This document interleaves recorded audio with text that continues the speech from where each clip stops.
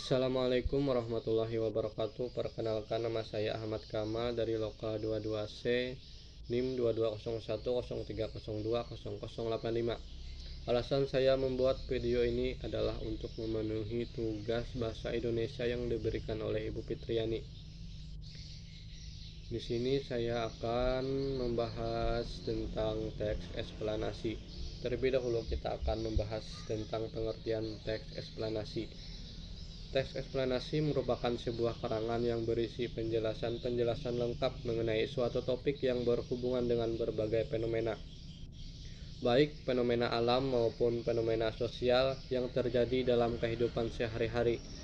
Teks eksplanasi bertujuan untuk memberikan informasi sejelas-jelasnya kepada pembaca agar paham atau mengerti tentang suatu fenomena yang terjadi. Selanjutnya kita akan membahas tentang bagaimana mengidentifikasi informasi dalam teks eksplanasi. Pernahkah kalian mendengar atau membaca informasi mengenai fenomena atau peristiwa yang terjadi di lingkunganmu? Fenomena atau peristiwa tersebut seperti hujan deras, gempa bumi, angin puting beliung, dan yang lainnya. Selain itu, kita sering pula mendengar peristiwa-peristiwa yang terkait dengan masalah sosial dan budaya. Misalnya seorang siswa SMA yang berhasil menjuarai lomba penelitian remaja, lomba salah satu jenis olahraga, atau siswa SMK yang berhasil menciptakan alat pendeteksi gempa bumi. Mungkin juga kalian membaca peristiwa politik dan ekonomi, misalnya tentang pemilihan kepala daerah yang dilakukan secara serentak, atau tentang investasi asing yang mulai merambah ke daerah-daerah. Informasi tentang peristiwa atau fenomena tersebut disajikan teks eksplanasi. Selanjutnya, memahami informasi dalam teks eksplanasi. Teks eksplanasi dapat disamakan dengan teks yang menceritakan prosedur atau proses terjadinya fenomena secara jelas dan logis. Teks eksplanasi menggunakan banyak fakta dan pernyataan-pernyataan yang memiliki hubungan sebab akibat atau kausalitas.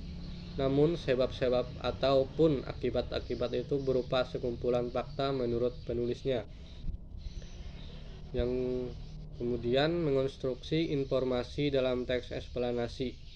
Pada pembahasan sebelumnya, kita telah memahami bagaimana mengenali teks eksplanasi yang memuat pengetahuan dan urutan kejadiannya. Pada pembahasan ini kita harus mampu menyusun dan menyajikan teks eksplanasi. Selanjutnya kita akan mengingat kembali bagaimana ciri-ciri teks eksplanasi. Yang pertama, strukturnya terdiri atas pernyataan umum atau gambaran awal tentang apa yang disampaikan, deretan penjelas atau inti penjelas apa yang disampaikan, dan interpretasi atau pandangan atau simpulan.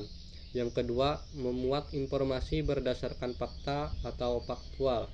Yang ketiga, faktualnya memuat informasi yang bersifat keilmuan atau misalnya tentang sains. Jadi, bagian-bagian teks eksplanasi adalah pernyataan umum, deretan penjelas, dan interpretasi. Selanjutnya kita akan menganalisis struktur dan kebahasaan teks eksplanasi. Teks eksplanasi memiliki struktur baku sebagaimana halnya jenis teks lainnya. Sesuai dengan karakteristik umum dari isinya, teks eksplanasi dibentuk oleh bagian-bagian berikut. Yang pertama, identifikasi fenomena. Mengidentifikasi sesuatu yang akan diterangkan. Hal itu bisa terkait dengan fenomena alam, sosial, budaya, dan fenomena-fenomena lainnya. Yang kedua, penggambaran rangkaian kejadian. Merinci proses kejadian yang relevan dengan fenomena yang diterangkan sebagai pertanyaan atas bagaimana atau mengapa. Rincian yang berpola atas pertanyaan bagaimana akan melahirkan uraian yang tersusun secara kronologis ataupun gradual. Dalam hal ini, fase-fase kejadiannya disusun berdasarkan urutan waktu. Rincian yang berpola atas pertanyaan mengapa akan melahirkan uraian yang tersusun secara kausalitas. Dalam hal ini, fase-fase kejadiannya disusun berdasarkan hubungan sebab akibat. Ulasan. berupa komentar atau penilaian tentang konsekuensi atas kejadian yang dipaparkan sebelumnya. Selanjutnya, memproduksi teks eksplanasi. Sebagaimana yang telah dipaparkan terlebih dahulu bahwa teks eksplanasi adalah teks yang memaparkan suatu proses kejadian dengan sejelas-jelasnya, teks eksplanasi banyak menggunakan fakta, baik itu untuk menunjang alasan ataupun sebab-sebab atau peristiwa yang akan dipaparkan. Luasnya wawasan dan pengetahuan kita berkenaan dengan topik yang akan ditulis. Juga sangatlah utama penulis hanya menyiapkan berbagai sumber untuk dapat mengembangkan topik yang dipilihnya secara mendalam. Kalau tidak demikian, isi tulisan akan dangkal dan tidak memberikan sesuatu yang baru bagi pembacanya.